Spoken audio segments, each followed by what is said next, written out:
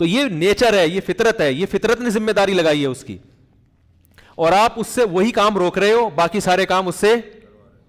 بولو بھائی, آپ بولو میری امی کی خدمت بھی کرو, حالانکہ شادی کا بنیادی مقصد آپ کی امی کی خدمت نہیں ہے. آپ اسے روٹیاں بھی پکاؤ, میں صبح 3 پراٹھے پکا دو, چائے بنا دو, حالانکہ عورت کا بنیادی مقصد, بولو نا بھائی, کرنا چاہیے اس کو, چائے بنانی چاہیے, 3 پراٹھے کے 4 پراٹھے بنا دے, اچھی بات ہے, آپ کی اماں کے ساتھ بھی اچھا سلوک کرے. لیکن نکاح اس کے لیے وضع نہیں کیا گیا ہے, نکاح وضع کیا گیا ہے نسل, جو جس کے لیے شادی کی ہے وہ کام کر نہیں رہے ہیں, اس میں بریک لگا رہے ہو, باقی سارے کام عورت سے لے رہے ہو. تو یہ خدا کی قسم پاگل پنے کی دلیل ہے, یہ پاگل ہونے کی علامت ہے, کیونکہ نیچر سے بغاوت کر کے کبھی بھی سکون کا راستہ اختیار نہیں کر سکتے. اب یہاں عورتیں تانا دیتی ہیں کہ بچے پیدا, سن بھی ہوں گی عورتیں کہہ رہی ہم کیا بچے پیدا کرنے کی مشین ہے, ہمیں یہی کام رہ گیا. تو میں کب کہہ رہا ہوں کہ یہی کام رہ گیا؟ عورت کے بہت سارے کردار ہیں, جن میں سب سے بڑا کردار یہ ہے, صرف یہی نہیں ہے.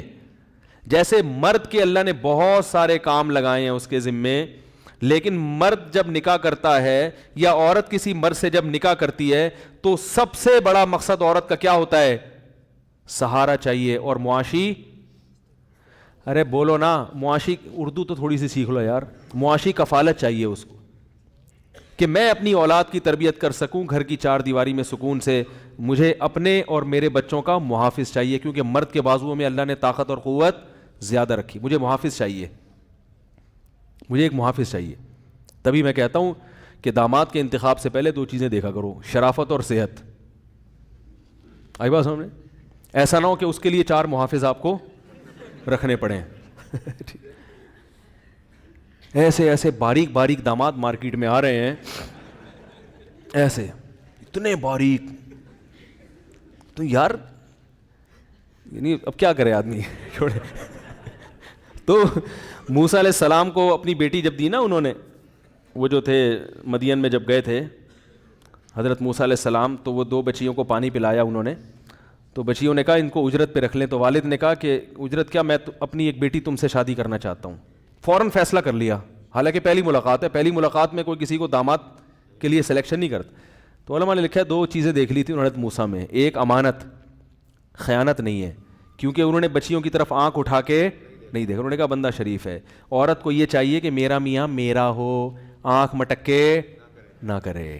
ہاں, یہ جو لبرل قسم کے لوگوں سے خواتین کو شادیاں کرنے کا شوق ہے نا, کہ گاڑیوں میں, ہمارے دور کی ایک رشتہ دار تھی, ان کو کہتی مولویوں سے شادی نہیں کرنی, مولویوں سے, لبرل لوگ, لبرل ہونا چاہیے, لینڈ کروزر میں گھومے.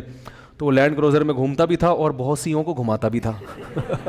تو میرے پاس شکایت کی انہوں نے کہ وہ تو اس کے تو 10 لڑکیوں سے دوستیاں. میں نے کہا لبرل تو بھائی ایسے ہی ہوتے ہیں, وہ تو اس کو چھچور پنا سمجھتے ہیں کہ ہم کسی کی طرف آنکھ بھی نہ اٹھائیں, بد نظری کا گناہ ملے گا. کیا بد نظری کیا گناہ, لائف کو انجوائے کرو. وہ بیگم سے کہتے تو تمہیں کیا تکلیف ہے, تمہیں خرچہ مل رہا ہے نا. وہ بیچاری کڑھائی پہ نا, جو عورت کی تو عذاب میں آ جاتی ہے اگر اس کے مرد کے ناجائز تعلقات ہوں.